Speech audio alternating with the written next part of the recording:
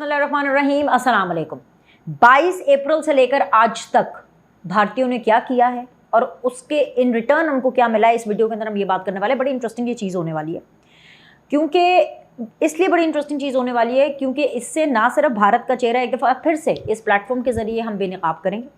और सिर्फ हमने क्या करना, उन्होंने उनकी खुद अपनी करतूतें हैं जो कि बता रही हैं कि जी उन्होंने किस तरह से बेनकाब हुए हैं भारतीय। और ये जो एक प्रचार करते हैं, जैसे कि जो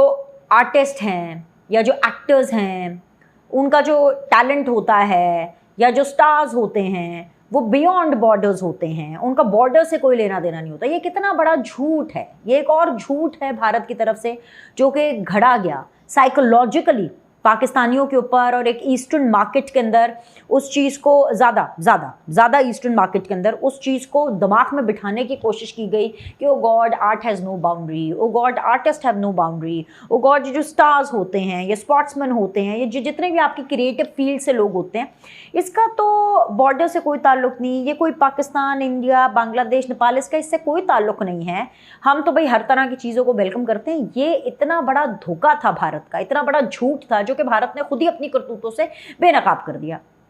जैसे कि अभी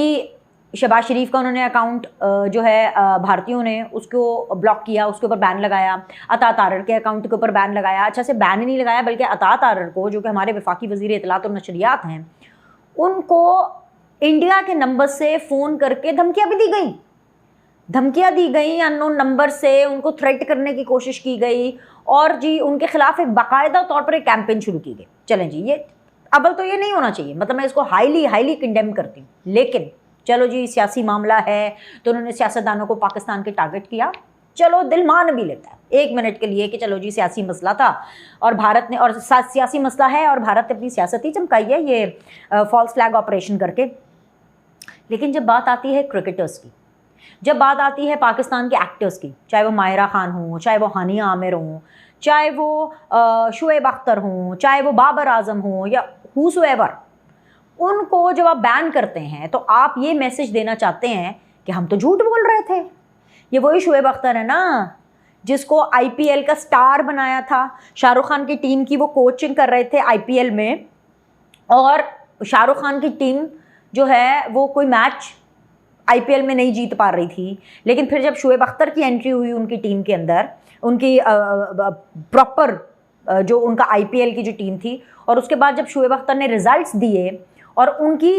अंडर गाइडेंस शुएब अख्तर की जो पाकिस्तानी है, जो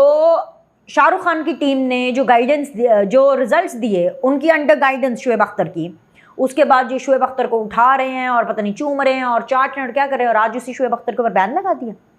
मायरा खान, जिनको भारतीयों ने अपनी फिल्मों में कास्ट किया, मायरा खुद पीछे भागी नहीं की थी, because definitely Indian film industry बहुत बड़ी है। मैं तो हमेशा कहती हूँ कि जो इंडिया है वो जो कमाल फिल्में बनाता है बस वो फिल्में ही बनाता है, इससे ज़्यादा वो और कुछ नहीं कर सकता। तो जाहिर सी बात है, इट्स अ बिग इंडस्ट्री, उसकी रीच ज़्यादा है उसकी इंडस्ट्री की। तो ऐसा नहीं हो सकता कि जी मायरा खान ने कोई पर्ची दी हो, कोई सिफारिश दी हो और फिर उसके बाद उनको रोल मिल गया हो, या फवाद खान को फॉर दैट मैटर रोल मिल गया हो। द पॉइंट इज़ कि उन्होंने अप्रोच किया, उनकी चाहत थी, तो तभी मायरा खान ने उनकी फिल्मों में काम किया। अब उनको भी ब्लॉक कर दिया, हानिया आमिर को ब्लॉक कर दिया। वो क्या कहते हैं, अभी पिछले दिनों बड़ी चीज़ें वायरल हो रही थी कि हानिया आमिर दिलजीत दोसांझ की किसी कॉन्सर्ट पे गई हुई हैं और वहाँ पर उनको बड़ा अच्छा वेलकम दिया, which is so nice of Diljit also, to be honest. Diljit जो उनके बहुत बड़े सिंगर भी हैं और एक्टर भी हैं भारत के, उनके साथ उनका कोई एक प्रोजेक्ट आ रहा था हानिया का, जो कि डेफिनेटली अब हॉल्ट पर चला गया है क्योंकि पाकिस्तान इंडिया की जो हालात हैं वो कोई आइडियल नहीं है और वो बड़े कशीदा चल रहे हैं। तो जी भारतीयों ने जो है वो हानिया आमिर को ब्लॉक कर दिया, बल्कि इनफैक्ट हानिया आमिर के ही अकाउंट के नीचे एक दो भारतीय कह रहे थे कि जी हमने VPN लगा के हानिया आमिर आपको हम फॉलो कर रहे हैं, और हानिया आमिर ने उसके जवाब में लिखा कि जी बहुत मेहरबानी है, आई लव यू, और बड़ा शुक्रिया, मतलब मुझे अब आप क्या रुलाएंगे, लाइक कि भारतीय जो हैं उनके नॉर्मल इंडियंस, जो नॉर्मल पब्लिक है वो इमोशनल हो रही थी, क्योंकि डेफिनेटली उनकी एक फ़ैन फॉलोइंग है। अब ये सारी राम कहानी बताने का मकसद आपको ये है कि ये जो भारत ने पिछले कुछ अरसे में एक अपना इमेज क्रिएट, एक झूठा इमेज क्रिएट करने की कोशिश की थी कि भाई हमें तो कुछ नहीं फ़र्क पड़ता, हम तो तमाम स्टार्स को रिस्पेक्ट करते हैं और हमारी मार्केट हर एक के लिए खुली है, ये बस साबित हो गया कि उनका अपना फॉल्स फ्लैग ऑपरेशन, जो अपनी गलती, अपनी ढिठाई, अपनी बीमारी, अपनी हडहरामी की वजह से, अपनी बर्बरियत की वजह से, अपनी जाहलियत की वजह से उन्होंने साबुटाज करने की कोशिश की पाकिस्तान और इंडिया के जितने भी जो थोड़े बहुत ताल्लुकात चल रहे थे, और उसके बाद खुद ही उन्होंने इन सब के ऊपर बैन लगा दिया। तो ये एक और ऐसा चेहरा था जो कि भारत का बेनकाब हुआ, और इसके लिए मैं सिर्फ ये कहूँगी कि शेम ऑन यू, आपको शर्म आनी चाहिए, ये मॉरल ग्राउंड्स पे आपको शर्म आनी चाहिए। दूसरी चीज़ वो है जी पाकिस्तान तहरीक इंसाफ से रिलेटेड, और वो इसलिए है बहुत ज़्यादा अहम क्योंकि जंगें हों, दुख हो, गम हो, आफतें आएँ, सब चीज़ों से एक कौम होकर लड़ा जा सकता है। एकता ही, वननेस जो है वो ही आपको लड़ाने की और लड़ने की हिम्मत देती है और वही आपको जिताती है। लेकिन जब फितना घर के अंदर हो और घर के अंदर से ऐसे फितने हों कि चाहे मसला कौमी सलामती का हो, चाहे इन कैमरा ब्रीफिंग हो, चाहे पाकिस्तान और भारत के ताल्लुकात के हवाले से बात हो, चाहे 2014 के अंदर चाइनीज़ प्रेसिडेंट का आना हो और इनका जो धरना अरूज पर हो और इनको कहा जाए, इनको बार बार समझाया जाए कि मत करो, देखो मत करो, वो इन्वेस्टमेंट करने आ रहे। तब तो ये बोल रहे थे पीटीआई वाले, इमरान खान बोल रहे थे नहीं नहीं इन्वेस्टमेंट नहीं, कर्जा देने के लिए आ रहे हैं, कर्जा देने के लिए आ रहे हैं, नहीं चाहिए हमें कर्जा, हमने कर्ज से आज़ादी दिलानी पाकिस्तान को, नहीं आएगा चाइनीज़ प्रेसिडेंट, मैं नहीं अपना धरना ख़त्म करूँगा। उसके बाद ये फ़लस्तीन के ऊपर इनकी जो भी मामलात हो, फ़लस्तीन की करारदाद जो है वो मंजूर नहीं इन्होंने होने दी। ठीक है, तो ये पीटीआई को सोचना है, ये इमरान खान को सोचना है, उनके पैरोकारों को सोचना है कि भाईजान आपने करना क्या है। आपके लिए भी मैं ये कहूँगी कि शेम ऑन यू, आपको शर्म आनी चाहिए और शर्म से आप लोग को डूब मरना चाहिए। दूसरी चीज़ जो इससे रिलेटेड है पीटीआई से, वो ये है कि पाकिस्तान तहरीक इंसाफ के जो बानी हैं इमरान खान, उनके ऊपर इतना गंदा, घिनौना और अथू वाला जो एक प्रोपेगेंडा उन्होंने लगाया और इल्ज़ाम लगाया कि जी उनके साथ ज़्यादती हो रही है। ज़्यादती कौन सी? रेप वाली ज़्यादती, रेप वाली, ये कोई दुखों वाली दास्तान वाली ज़्यादती नहीं, क्या है कोई बुरा सलूक किया जा रहा है, उनके साथ ज़्यादती हो रही है। ये पूरा प्रोपेगेट किया गया और जी पूरी भारत के अंदर इसके ऊपर प्रोग्राम्स हुए और इसके ऊपर जो है बाकायदा तौर पर नशरियात की गई भारतीय मीडिया की तरफ से, और ये एक झूठा प्रोपेगेंडा था इसलिए ताकि जो पाकिस्तान के जो वो लोग जो कि इमरान खान के फॉलोवर हैं, क्योंकि उनको इंडिया को भी पता है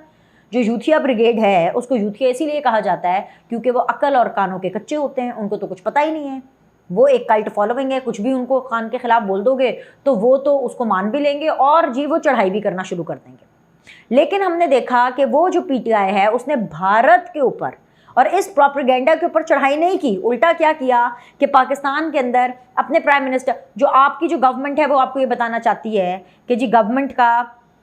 क्या स्टांस रहा, और गवर्नमेंट ऑफिशियली ऑन बोर्ड लाना चाह रही थी इन कैमरा इजलास के अंदर कि जी हमने ये अभी तक भारत के खिलाफ किया। जो पाकिस्तान की फौजी क़यादत है वो तमाम सियासतदानों को ये बताना चाह रही थी कि जी फ़ौज ने क्या क्या स्ट्रैटेजी अपनाई है। इतनी इंपॉर्टेंट ब्रीफिंग, ठीक है, उसको पीटीआई ने फिर से मिस कर दिया। खान जो आवेगा तब हम आएंगे। तो ये जो दो चीज़ें मैंने आपको बताई हैं, पीटीआई इंडिया में कोई फ़र्क नहीं है, इंडिया भी अपने और अपने लोगों के साथ लॉयल नहीं है, अपने लोगों का टैक्स का पैसा वो टेरर फाइनेंसिंग कर रहा है उसकी, वो जी दहशतगर्दी में झोंक रहा है, और पाकिस्तान तहरीक इंसाफ भी अपने यूथिया ब्रिगेड की जो फॉलोइंग है, जो मोहब्बत है, उसको नफरत और फितने के एंगल के तौर पर इस्तेमाल कर रही है। अब इससे ज़्यादा और मैं क्या बोलूँ। और जहाँ तक बात रही 22 अप्रैल से लेकर आज तक भारतीयों के हिस्से में शिकस्त,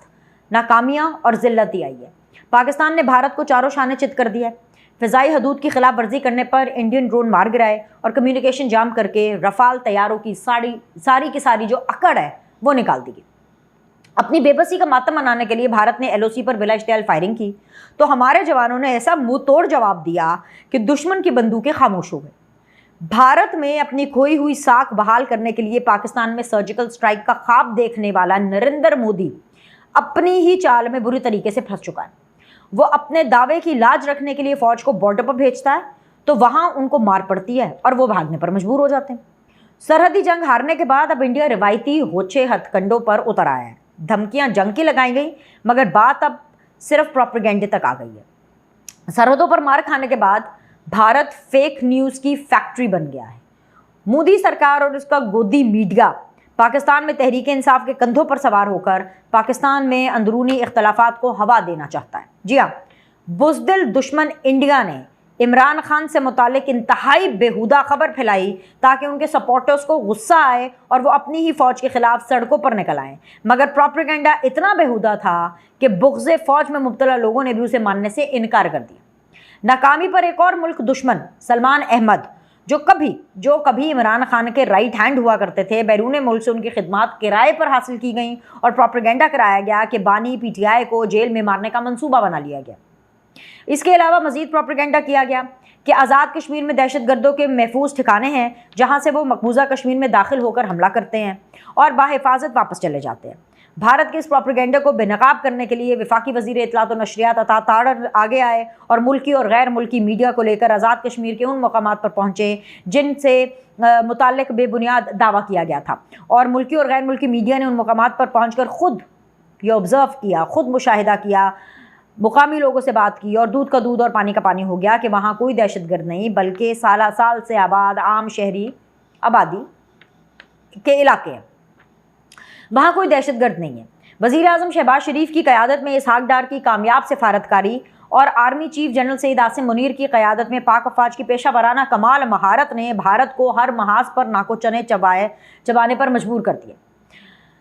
मोदी सरकार की हालत ये कर दी है कि दुनिया भारत के किसी दावे को मानने को तैयार नहीं है। अगर मैं स्विट्ज़रलैंड की बात करूं, वो कहती है पाकिस्तान के साथ है कि भाई भारत क्या कर रहा है। फ्रांस है, वो कहता है कि क्या कर रहा है। अगर मैं बरतानिया की बात करूं तो वो तो उल्टा, बल्कि आपको याद होगा कि पिछले दिनों शहबाज शरीफ साहब ने कहा कि भाई इसकी एक इंडिपेंडेंट इंक्वायरी होनी चाहिए, एंड इंग्लैंड ने उसको वेलकम किया। बरतानिया ने कहा कि हाँ ठीक है भाई, हम करा देते हैं भाई आपकी इंडिपेंडेंट इंक्वायरी, और अगर हम करा देते हैं तो भाई शहबाज सरकार ने कहा कि बिल्कुल जी, बड़ी अच्छी बात है कि जी आप इसको करें, and we are completely okay with it कि अगर आप इसकी एक इंडिपेंडेंट इंक्वायरी कराते हैं और अगर किसी तरह भारत को तसल्ली हो जाए और वो अपना झूठ और प्रोपेगेंडा बंद कर दे तो इससे बेहतर और क्या चाहिए। ये पाकिस्तान की सिफारती कामयाबी ही है, इससे ज़्यादा और कुछ नहीं है। भारत के करीब समझे जाने वाले ममालिक भी पहलगाम फॉल्स फ्लैग ऑपरेशन की हकीकत जान चुके हैं। इंटरनेशनल मीडिया भारतीय दावों का पोल खोलने के लिए डॉक्यूमेंट्रीज बना रहा है। इंडिया के अंदर से राफाल तैयारों और मोदी सरकार का मजाक उड़ाया जा रहा है। दूसरी तरफ पाकिस्तान के अवाम अपने अंदरूनी इख्तलाफात भुलाकर यकजान हो चुके हैं। अवाम पाक फौज के शाना बशाना खड़ी है और सड़कों पर खुले आम फौज से मोहब्बत का इजहार किया जा रहा है। आर्मी चीफ की तस्वीर लगाकर पाकिस्तान हमेशा जिंदाबाद के नारे लगाते जा रहे हैं। भारत के खिलाफ पूरी कौम मुत्तहिद है। सियासी जमातों को मौजूदा सूरत हाल पर ब्रीफिंग देने के लिए इन कैमरा इजलास बुलाया गया, जिसमें वफाकी वज़ीर इत्तलात ने शुरा को हुकूमती सिफारती इकदाम से आगाह किया और DG ISPR lieutenant general Ahmed Sharif Chaudhry ने सियासी रहनुमाओं को पाक फौज की तैयारियों से मुतालिक ब्रीफ दी।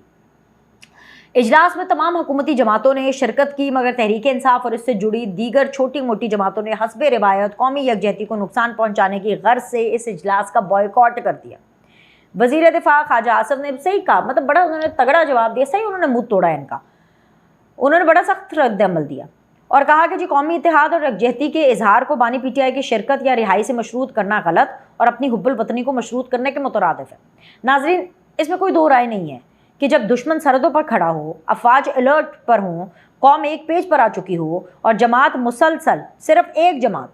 जो कि PTI है, वो मुसलसल महाजराई पर डटी रहे और कौमी ब्रीफिंग तक का बॉयकॉट कर दे, तो समझ जाएं कि उनके नज़दीक सिर्फ सियासत ही सब कुछ है और मुल्क कुछ नहीं है। और इस सोच की ये सोच रखने वालों की, इसको मज़ीद फैलाने वालों की पाकिस्तान को कोई ज़रूरत नहीं है। तो इनकी भी मजम्मत और मुरम्मत करनी होगी, और भारत की तो हम कर ही रहे हैं। और सिर्फ हम क्या कर रहे हैं, भारत के साथ तो जो हो रहा है ना,